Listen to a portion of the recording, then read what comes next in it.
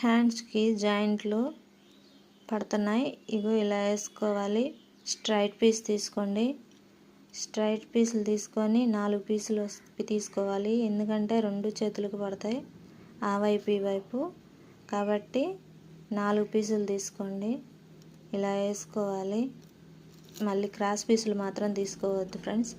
Same లైనింగ్కి కూడా అంతేనమాట. చూడండి 8 ముక్కలు అనమాట మొత్తం.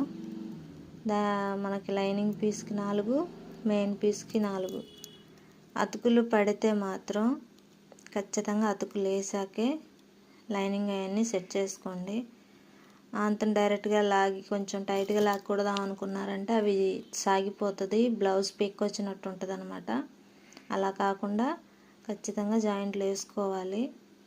చూడండి ఇలా వేసుకొని ఖర్చుని లోపలికి వెళ్ళేలా పెట్టుకొని లైనింగ్ని సెట్ చేసుకోవాలి. మెయిన్